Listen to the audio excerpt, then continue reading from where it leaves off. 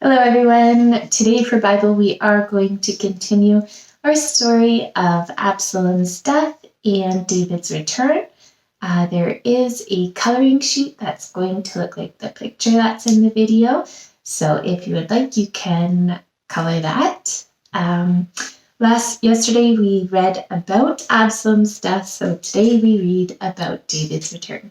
The story is based off of 2 Samuel 18 and parts of 19, and if you would like to, you can read that on your own time as well. A man is sitting at the gate of the city of Mahanaim.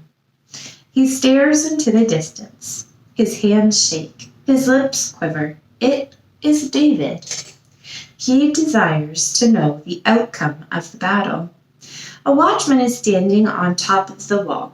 Suddenly, this watchman sees a man running far in the distance. "Someone is coming," he calls to the king. "That will be a messenger," answers David. Shortly after this, the watchman calls again. "I think I see another man running." "That shall be the second messenger," the king thinks. His heart begins to beat faster. In a short time, the first messenger stands before him. He is the son of Zadok, the priest. "King, we are victorious," he informs David, his face beaming with gladness. "How did it go with Absalom?" immediately asks David.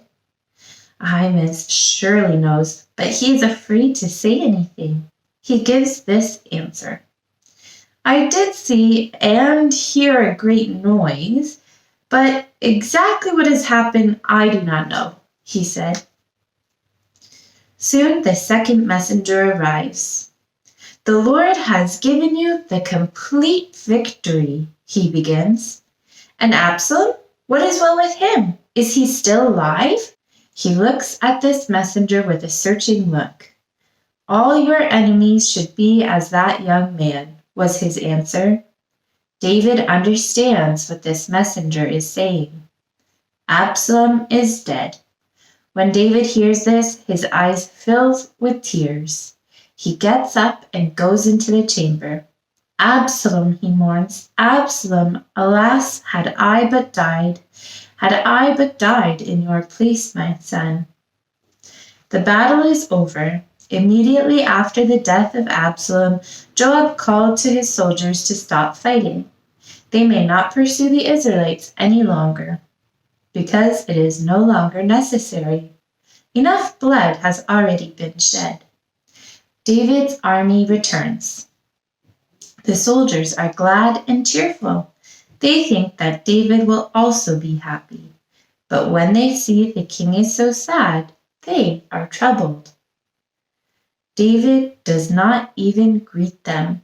He hides himself in the house. He weeps and mourns over the death of Absalom. When Joab sees this, he becomes angry. He goes to the king and rebukes him with, "Don't you shame yourself? If we had lost the battle, and if Absalom were still alive, it surely would have been good, would it not? Are you doing this because your friends have fought so bravely? You should go to the army and greet them." Joab has spoken the truth, but he has said it too roughly. "Joab, don't you understand that David is sad in his heart?" David also feels that he really is unthankful. He gets up and goes outdoors to his faithful friends who have fought so bravely. When the soldiers see David and hear him speak to them, they are satisfied. They notice that the king is thankful towards them. A few weeks later, it's very busy in Mahanaim. Large troops of soldiers march through the gates and leave the city. David shall return to Jerusalem now. Now that Absalom is dead, the people regret that they have called that wicked prince to be their king. They say to each other, "It was not right of us to have driven David away. We really should go and ask him to return." They send a messenger to David saying, "David, will you come back to us?" "Yes." The king will gladly return to Jerusalem. Therefore he leaves and travels toward Jordan. What a difference from a short time ago. Then he had to flee, but now he returns a victorious king. When they come to the shore of the Jordan, a boat is on its way to carry the king to the other side. Look at that one man doing his very best. He continually looks toward the king. He thinks, will the king notice me? Will he notice that I'm working so hard? Who is this man? This is Ziba, the servant of Mephibosheth, who has deceived his master. Another man is also standing on the boat. He's not so busy. He stands gazing into space, trembling with fear. The boat comes to a stop at the shore where the king is waiting. With trembling steps, he walks off the boat and goes to David. He bows low before him. He is Shimei, the man who cursed the king, who threw stones at him, who cast dust at him when the king fled. Trembling, he falls before the king. "O king, forgive me," he moans. "I never again will do that. I have sinned, but now I am the first to come and meet you, to bring you back. I want to win back your favor." Abishai is filled with disgust about this whole thing. "Shouldn't he be put to death?" he asks angrily. "He has cursed the king, who has been anointed by the Lord." "No," said David, "Shimei will not be put to death." When the king was on his way to Jerusalem, a man is seen coming in the distance. It is Mephibosheth, the son of Jonathan. All those weeks while David was away, he did not wash his clothes nor trim his beard. This was a sign of mourning. Over and over again he prayed every day, and the Lord has heard his prayers. He hears that the king is returning, and he can no longer wait. With his feeble body, he goes to meet the king and to greet him. "Welcome!" His face beams with gladness, but David looks cross at him.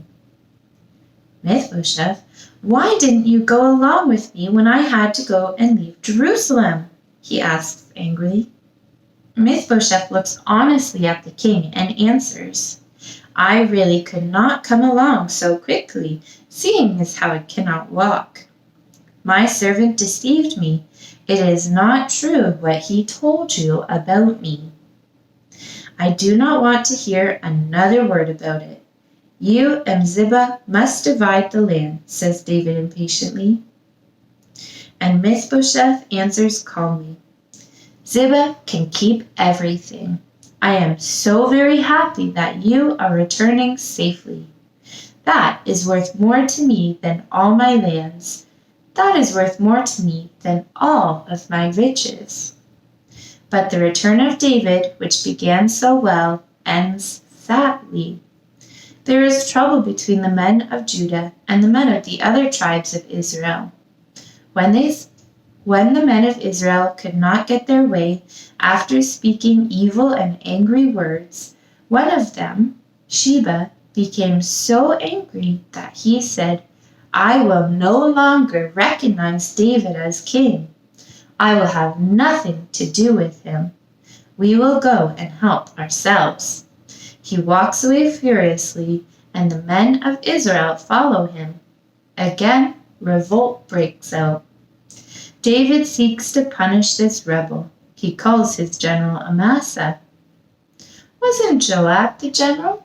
He was, but because Joab had killed Absalom, he no longer was general. For that reason, Amasa is the new general. David gave him orders to gather the army together and overcome Sheba. But Amasa is not a good general. He cannot manage it. He will try, but he is not successful. On the way, he meets his cousin Joab. Joab acts very friendly, but Joab does not mean it. Unexpectedly, he kills Amasa. Joab makes an effort to gather the army together, and he is successful. Joab pursues Sheba and kills him. Joab returns as the victor. Sheba can no longer harm David. Meanwhile, David arrives in Jerusalem. The Lord has laid heavy punishments upon David. The sword shall not depart from your house, Nathan once said, and this is being fulfilled. But David never would be cast away, because the Lord had promised him that his kingdom shall be unbreakable, and that word too shall be fulfilled. God's faithfulness shall stand forever.